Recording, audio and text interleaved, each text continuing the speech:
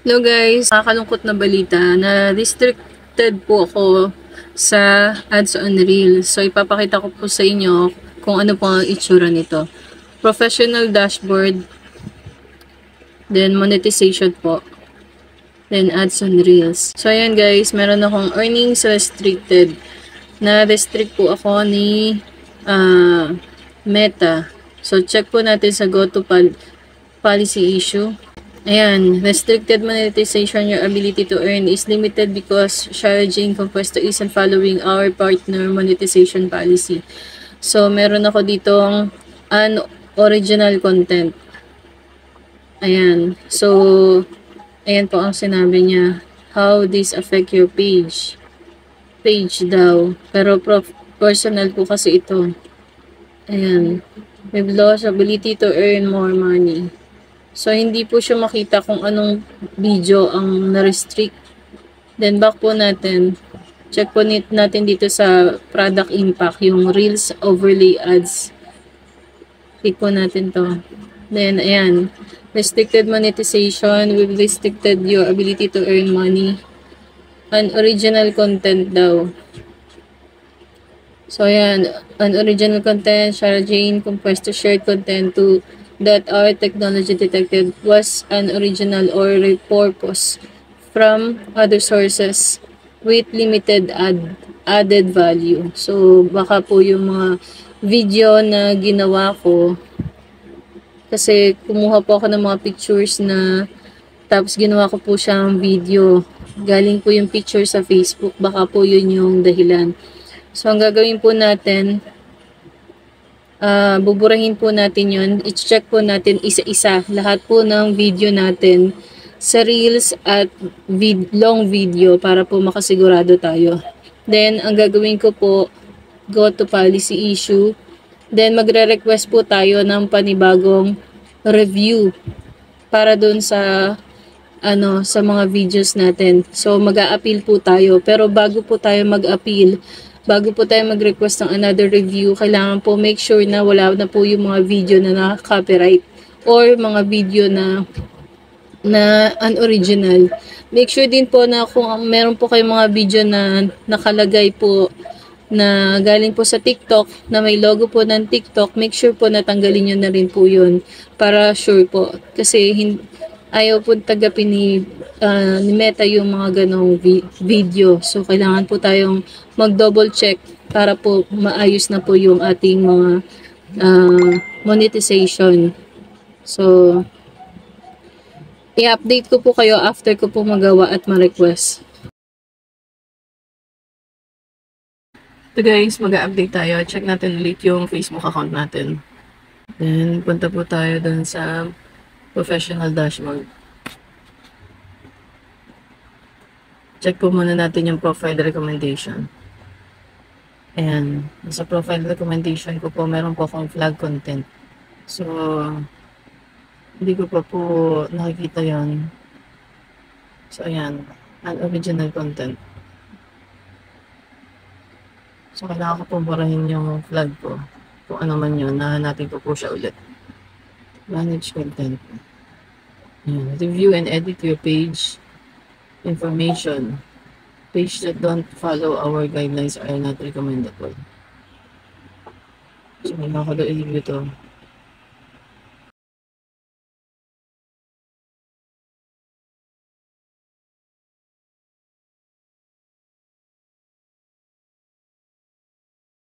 Kasi guys, hindi siya makikita pagka sa cellphone lang. Kailangan mo i-check sa laptop or sa iyong desktop. Sa computer mo dapat siya i-double check yung mga violation mo. Huwag po sa cellphone lang. So, learn about recommendable content.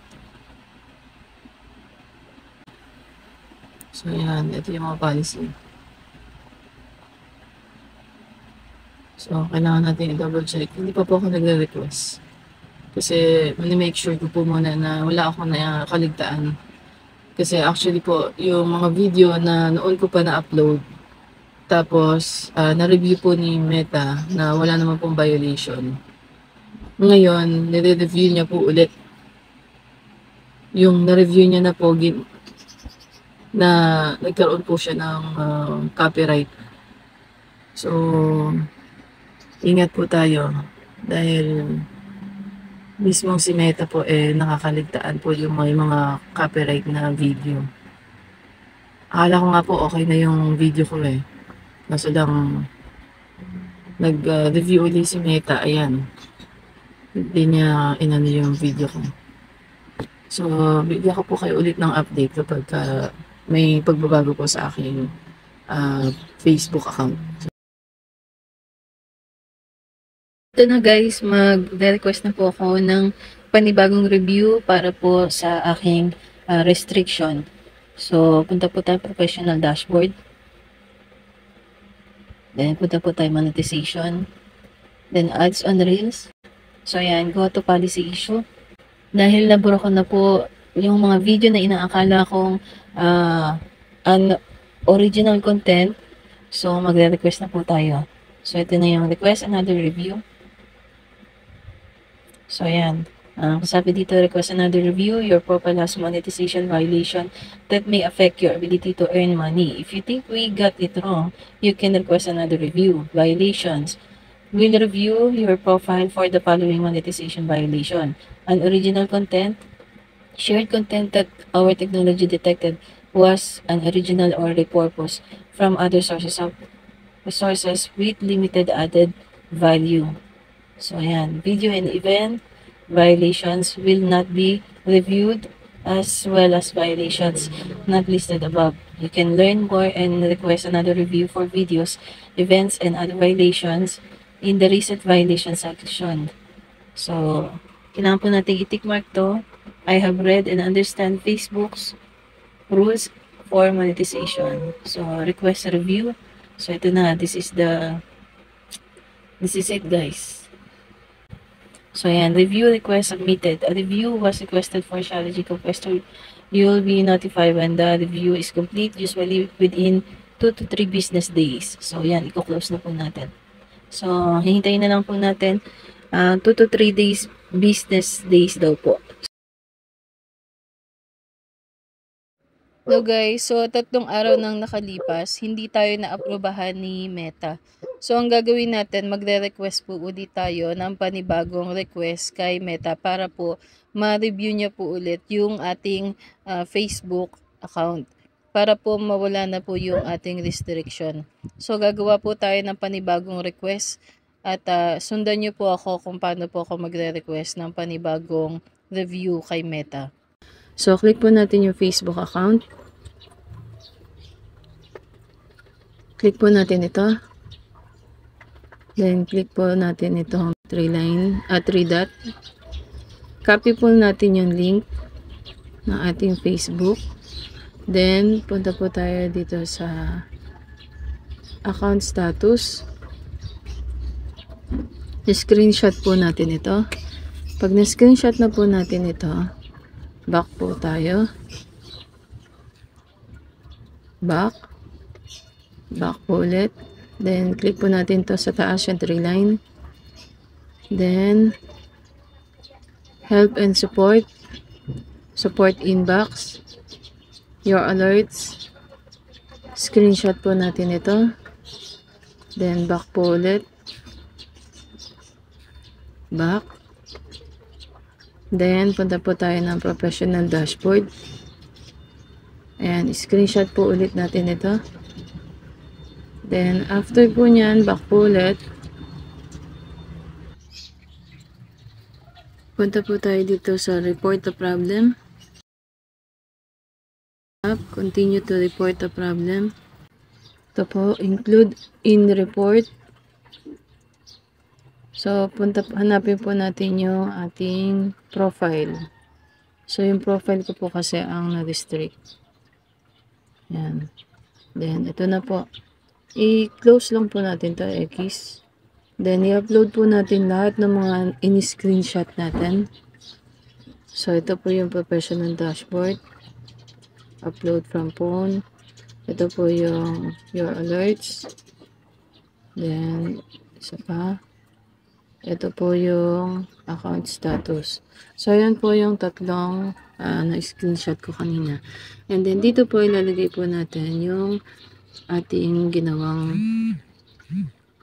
Dito po ay ilalagay po natin yung ginawa po nating letter para sa Facebook account. So, dito ko po pala nilagay yun. Nakasave na.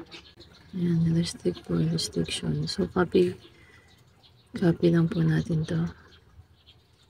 Select all. Copy. Then, back po tayo dun sa send report. I-paste po natin dito yung ginawa natin.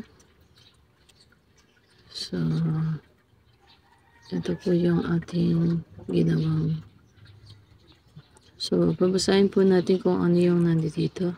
Ito po yung aking letter. Dear Facebook team, may I request an account review for my case of restriction on behalf of my personal Facebook account. All of my video is my own original video. I hope you will give me a chance to clear my restrictions. And I hope you can give me a chance on your monetization program. I promise to follow all community guidelines and monetization partner. Here is my profile personal link. So, ito po yung link natin. Then, balik na po tayo doon sa send report. So, yun po yung nilalaman nitong letter na to. After po nyan, pwede na po nating isend yung ating request. Ito po, i-click na po natin to sa taas. So, ayan guys, na-isend na po natin yung ating request kay Meta. So, maghihintay lang po tayo ng mga ilang araw, kung ilang araw po niya tayo re-replyan. Hello guys, so check na po natin kung na-approve na po ba tayo ni Facebook. Click po natin Facebook, then punta po tayo dun sa 3 line, then professional dashboard,